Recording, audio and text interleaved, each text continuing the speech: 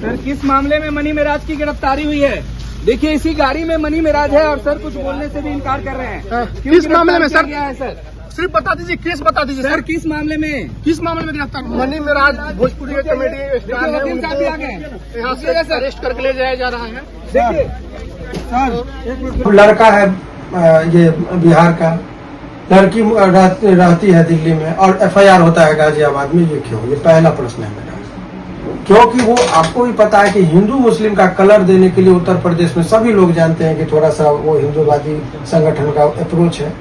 यानी 3 साल के बाद एफआईआर करा रही है।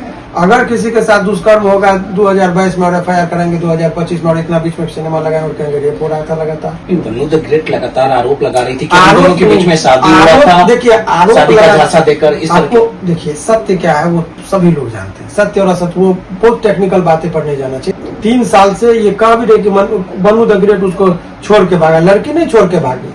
अगर रेप हम करते हैं या कोई लड़का जो रेप लगा का इल्जाम लगा रहा है तो वो क्यों छोड़ के भागे? जब सीजीएम के पास गए तो क्या? सीजीएम ने कड़ी फटकार लगाया है यूपी पुलिस को, बोला कि किस बेसिस पर आप इनको गिरफ्तार कर रहे हैं, पहले हमको डॉक्यूमेंट्स दिखाइए। पटना से इस वक्त की सबसे बड़ी खबर है। पटना से ये मशहूर यूट्यूबर मनी मेराज को यूपी पुलिस ने गिरफ्तार कर लिया है। पूरा वाकया क्या है, हमारे साथ बात करने के लिए मनी मेराज के वकील शिवनंदन भारती जी है। शिवनंदन भारती जी, जिस प्रकार से मनी मेराज पर एफआईआर बन्नू द ग्रेट ने एफआईआर दर्ज कराया था, दोनों साथ में काम करते थे और इस पूरे घटनाक्रम को लेके लगातार खींचतान चल रहा था, भूचाल मचा हुआ था और आखिरकार देर रात यूपी पुलिस आती है, गाजियाबाद पुलिस आती है और उसके बाद मनी मेराज को गिरफ्तार कर लिया गया है। पूरा घटनाक्रम क्या है, विस्तार से बताइए। देखिए सबसे पहले आपको ये बताना चाहेंगे कि इसमें अभी जो घटनाएं इसको देख रहे हैं एक नया पैटर्न है।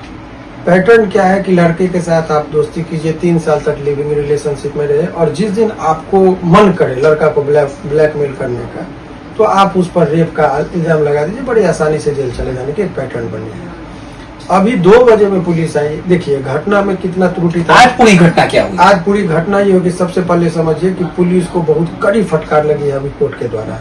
रात में 9 बजे बहुत ज्यादा यूपी पुलिस को फजीहत का सामना करना, गाजियाबाद पुलिस को। रीजन क्या है वो समझिए। ये लड़की का मूल वंदना नाम है, मूल निवासी ये भागलपुर की है और बन्नू द ग्रेट के नाम से जानी जाती है, यूट्यूबर है। और काम करती थी, साथ में वीडियो बनाती थी। वीडियो में भी कहती है कि हम शादी किए हैं, कई बार एफआईआर में भी कह रही है, जो भी है। अब लड़का है ये बिहार का, लड़की रहती है दिल्ली में और एफआईआर होता है गाजियाबाद में। ये क्यों? ये पहला प्रश्न है मेरा। क्योंकि वो आपको भी पता है कि हिंदू मुस्लिम का कलर देने के लिए उत्तर प्रदेश में सभी लोग जानते हैं कि थोड़ा सा वो हिंदूवादी संगठन का अप्रोच है। उसके अप्रोच में ये हो गया। दूसरी बात की अभी सामान्य प्रोसेस जो है एफआईआर का, थाना पर जाते हैं, दरोगा जी एसएचओ होते हैं, उनके नाम से संबोधन होता है एफआईआर का, सेवा में थाना पदाधिकारी महोदय, तब एफआईआर होता है। ये डायरेक्ट एसपी को आवेदन देते हैं। बन्नू द ग्रेट कब एफआईआर कराई? अभी उस पर भी हमारे हैं 14 ये जो 18/9/2025 को एफआईआर कराती है। घटना की तिथि बताती है 14/4/2022, यानी 3 साल के बाद एफआईआर करा रही है। अगर किसी के साथ दुष्कर्म होगा 2022 में और एफआईआर करेंगे 2025 में, और इतना बीच में सिनेमा लगाए और कहेंगे रेप हो रहा था लगातार, ये कहाँ से हजम है?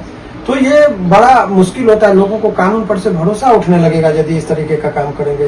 पुलिस प्रशासन प्रोटेक्ट करने के लिए, इसीलिए बीएनएसएस में बोला कि जब भी कोई एफआईआर हो, इल्जाम लगे तो 14 दिन का उसको समय दिया कि आप अपने स्तर से निरीक्षण कर लीजिए। विदाउट वारंट ये पुलिस यहाँ आ गई। पुलिस विदाउट वारंट आगे, वारंट वाले मजिस्ट्रेट से भी नहीं पूछे वहां के लोकल की हम जाए, न कोई रिक्वेस्ट लेटर इनके पास था।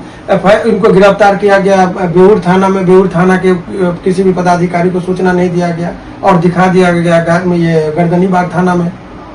किसी थाना में थे, थाना पर जब हमने एक अपने मित्र के पास मिलने आया था, तो जब ये तमाम तरह की चीजों को अभी माननीय न्यायालय में हमने कहा, ट्रांजिट रिमांड का विरोध हमने किया। ट्रांजिट रिमांड ये होता है कि जब 30 किलोमीटर से अधिक यात्रा यदि अभियुक्त को कराना होता है तो वहां के जो लोकल मजिस्ट्रेट जो होता है सीजीएम, उनसे इजाजत लेके उसको भेजा जाता है। हमने कहा कि ट्रांजिट रिमांड का रिफ्यूजल का ग्राउंड देखिए ना कि क्या क्या है। 3 साल बाद एफआईआर कर रहा है, न ग्राउंड इसको बताया जा रहा है, न कोई वारंट है, न कोई रिक्वेस्ट लेटर है, न बड़ी पदाधिकारी की अनुशंसा, तो कैसे इनको आप भेज रहे हैं?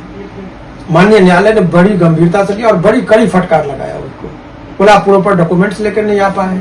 इन लोग तो जीप में बैठा लेके बाद मुझे बोला भी, मुझे भी गलत कम्युनिकेशन दे दिया कि नहीं लेके जा रहे हैं। मीडिया से बचते हुए यूपी पुलिस लगाई, पूरे धनबल का पूरी तरीके से राजनीतिक कारण धनबल सभी चीजों का इस्तेमाल हुआ। राइट और रॉन्ग दोस्ती थी, ये खुद कहते कि हम इनके साथ शादी किए थे, लिविंग रिलेशनशिप में थे इतने दिनों से, ये सारे चीज को एडमिटेड फैक्ट है। तो फिर यदि आप तुम कह रही हो कि शादी की तो पति रेप कैसे करेगा?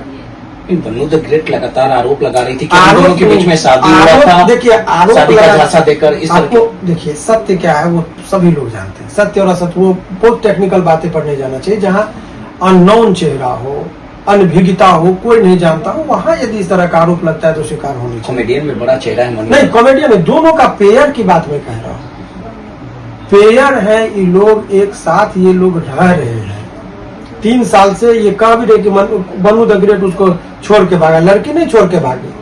अगर रेप हम करते हो या कोई लड़का जो रेप लगा का इल्जाम लगा रहा है तो वो क्यों छोड़ के भागे? जब सीजीएम के पास गए तो क्या सीजीएम ने कड़ी फटकार लगाया है यूपी पुलिस को, बोला कि किस बेसिस पर आप इनको गिरफ्तार कर रहे हैं, पहले इनको डॉक्यूमेंट्स दिखाइए। तो बोला कॉग्निजेबल ऑफेंस है, विदाउट वारंट भी हम अरेस्ट कर सकते हैं। तो जज साहब ने पूछा कि फिर आप वो रिक्वेस्ट लेटर दिखाइए कि बड़े पदाधिकारी का जिसके अनुशंसा पे आप यहाँ पर आए हैं, कुछ तो आप हमको दिखाइएगा ताकि हमको ले जाने के लिए अथॉरिटी आपको। फिर आगे क्या हुआ?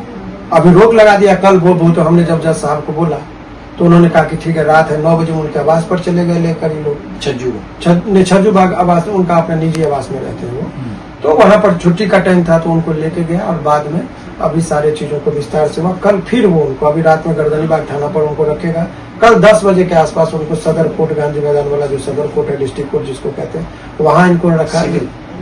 सिविल कोर्ट पटना में 3 जगह है ना, मान लीजिए दानापुर है, सिटी है, सदर जो गांधी मैदान, तो सिविल कोर्ट ले जाएगा। सिविल कोर्ट में इनको ले जाया जाएगा। वहां पर 10 बजे पूरे विस्तार से सुना जाएगा मेरा भी बात, और तब उनको लगेगा कि कोई आधार है।